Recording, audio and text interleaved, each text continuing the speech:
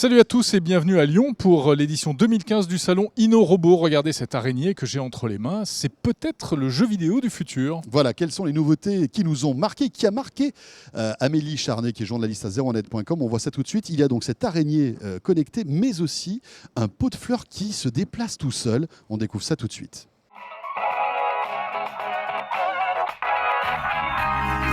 Amélie, alors juste avant toute chose, vous êtes venue avec cette espèce d'araignée un peu étonnante, qui fait un peu peur.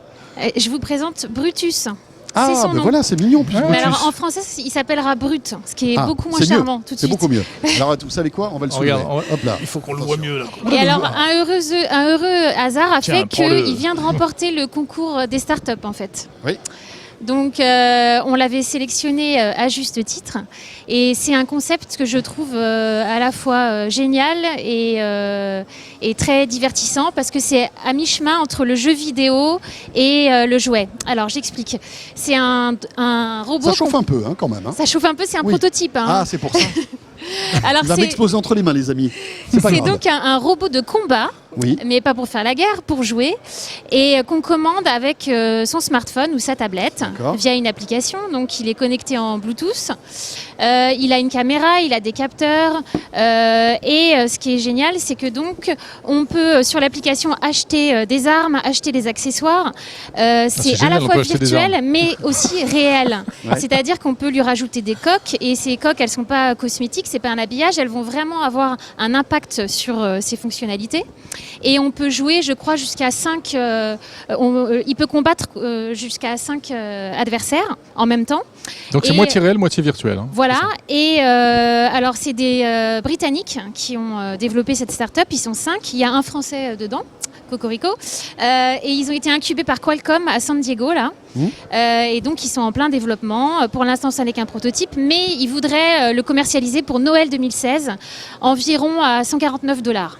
D'accord, donc c'est pas sorti encore. Voilà, et puis ça devient quand même assez raisonnable, $149 pour Mais, mélange de jeux physiques et de jeux, on va dire, virtuels. De jeux vidéo. Ils ont plein d'idées, parce qu'après, ce qu'ils voudraient, c'est pouvoir le commander avec un casque de réalité virtuelle, pousser jusqu'au bout le concept. Pourquoi pas vendre une licence à Disney et puis faire des films derrière? Ah oui, ils sont plein d'ambition. Ça n'a pas de limite. Ah oui, bien sûr. Autre chose peut-être? Petit ménage, petit... Alors, moi, j'aime bien Gaïa.